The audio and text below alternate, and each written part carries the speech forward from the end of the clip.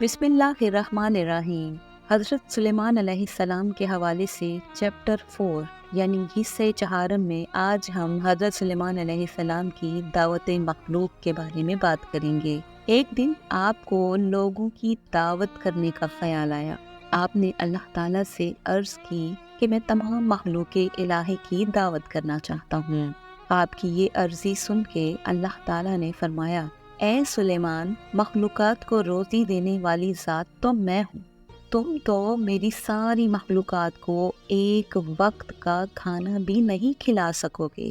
حضرت سلیمان علیہ السلام نے دوبارہ عرض کی، اے پروردگار، جو کچھ میرے پاس ہے وہ بھی تو تیرا ہی عطا کیا ہوا ہے، اس سے میں تیری مخلوق کی دعوت کرنا چاہتا ہوں۔ ان کے اصرار پہ اللہ تعالیٰ نے ان کی خواہش قبول کرنے کی اجازت دے دی۔ اللہ تعالیٰ کی رضا پانے کے بعد حضرت سلیمان علیہ السلام ایک بہت وسیع و عریض جنگل کی طرف نکل گئے، جہاں انہوں نے مخلوق خدا کی دعوت کرنے کا اہتمام کرنا تھا۔ انہوں نے جنات کو جنگل صاف کرنے اور وہاں صاف شفاف دریاں بچھانے اور مشرق و مغرب تک کی تمام اشیاء خوردنی لا کر جمع کرنے کا حکم دیا۔ آپ کے حکم کی تعمیل کرتے ہوئے 7 لاکھ دیگوں میں کھانا پکایا گیا۔ جب کھانا پک کر دعوت کے لیے تیار ہو گیا تو ایک مچھلی نے آ کر حضرت سلیمان علیہ السلام کی خدمت میں عرض کی، یا حضرت، مجھے بھی آج حکم ہوا ہے کہ آپ کی دعوت کھاؤں، اس لیے مجھے کھانا کھلائیے۔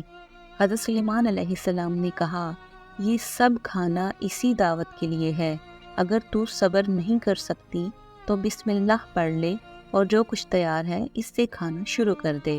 آپ کی اجازت ملتے ہی مچھلی نے کھانا شروع کر دیا اور جتنا بھی کھانا تیار تھا تمام کھا گئی۔